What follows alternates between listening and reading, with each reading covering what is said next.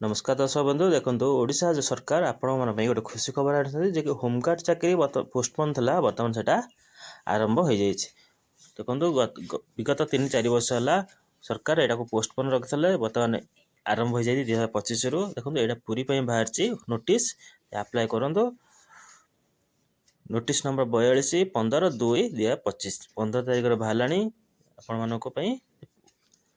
Home guard चाकरी बाहर जे कि एतरे गृह रखी जो आम कहती यहाँ तार योग्यता कौन ता फर्म के पड़ो सब ये आमर फर्म आमर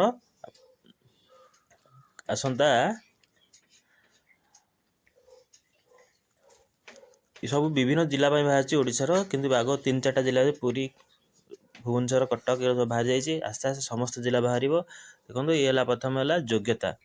आवेदनकारी पुरी जिलार जेकोसी अंचल बासिंदा जेकोसी जिलार पकेबे से जिलार से माने होइदे। आवेदनकारी ओडिया भाषा कही पारुथिबे पढ़ी पारुथिबे लिखि पारुथिबे शारीरिक विकलांग होई नथिबे आवेदनकारी सुस्थ सबल होइथिबे आवेदन बयस 1/1/2025 सुधा आमर 2025 जनवरी 1 सुधा 20 रु 60 भितर होइथबो। आउ सी जेमती हेले जेकोसी सरकारी स्कूल रे गणसी ओडिशा विद्यालय रे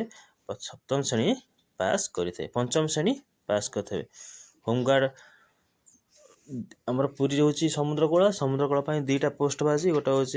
नॉर्मल होमगार्ड बा गृह रखी और मैराइन होमगार्ड 2टा बाजी टोटाल हूँ पूरी 82टी पोस्ट सेमती अलग जिला सब अलग अलग क्राइटेरिया अच्छी जेझा जिला सब अच्छी आपण मानक सब गोटी गोटी देखा देखो तार योग्यता कौन आपण मानक ना 20 रु 60 वर्ष भितर होते तापर है आपणकर कौन सी फौजदारी केस नपण मैंने शारीरिक विकलांग हो नथे आवेदन सुस्थ सबल होते 20 रु 60 भितर बयस हो ओडिया कही पारे लिखिपारे पढ़ी पारे ये तार योग्यता ताले केमिति आपण मैंने यहाँ पकेबे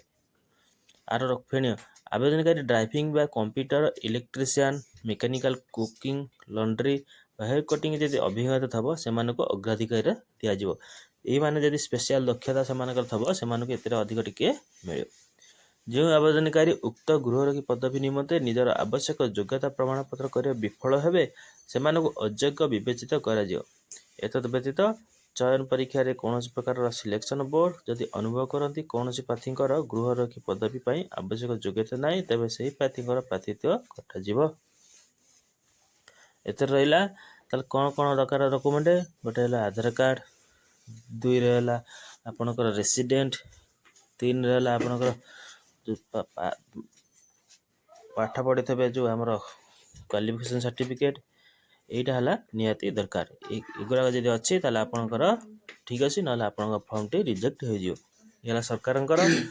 योग्यता मानदंड जे आपण मैंने जो योग्यता आपण मानक समस्त तथ्य मिल किंतु आपण मैंने अप्लाई कलापर यही डॉक्यूमेंट दौना आप फॉर्म टी रिजेक्ट हो अनेक प्रकार चांस अच्छी ये आमर ओडिशा समस्त जिला बाहर 2-3टा जिला आगुआ बाहरी गलानी आउ समस्त जिला गोटे गोटे बाहर राउरकेला भुवनेश्वर तो हो जाए कटक सब बाहर तेणु तार आप्लिकेसन केमती अच्छी देखो फॉर्मटा आने फिलअप करेंगे